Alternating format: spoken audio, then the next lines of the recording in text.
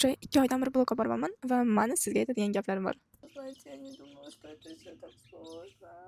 To'g'risi blog yurg'izayotganda men buni hammasi bunaqa tez shaklda bo'lib ketadi deb o'ylamagan edim. Instagramda 7 yildan beri borman, lekin atigi 2 oy oldin aynan blogimga seriyozno qarashni boshladim va blog uchun vkладываться qilishni, vaqt ajratishni boshladim. Va bu tez orada o'z natijasini berdi. To'yimda oddiy odamlar emas, balki meni har doimiy sotib oladigan mijozlarim, klientlarim va ular seriyozno odamlar va ular uchun to'liq tushunarli kontent chiqarishim kerak edi. O'sha ba'zida nimaga aynan bu ishni boshladim deb o'ylanib qolaman, chunki blog bu mas'uliyat.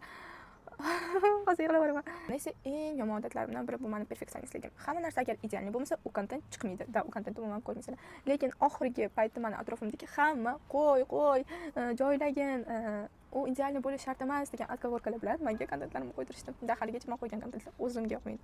Makiyajimiz har doim ideal chiqmagani kabi, kontentlarimiz ham har doim ideal bo'lmasa ekan va buni qabul qilishingiz kerak. Agar siz ham menga o'xshagan perfeksionist bo'lsangiz, shunchaki kutmang.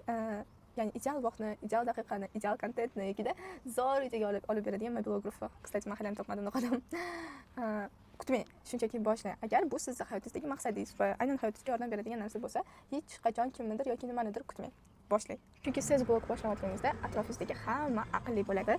Yumoristichески olgin deydi, vaynerlar bilan olgin deydi, kollaboratsiya qilgan deydi. Men bularni hech qaysi biri yomon demoqchi emasman, lekin bu formatlar hech qaysi biri menga to'g'ri kelmasdi. Ya'ni men juda ham o'zi spokойный odamman. Mani hayotimga такой mani vibimdagi odamlar kirishini xohlardim. Mana esa makiyajim tugadi. Xudo xolisa balki birga sayohatga chiqarmiz. Blogim sayohat va lifestyle bo'yicha. Obuna bo'lishni unutmanglar.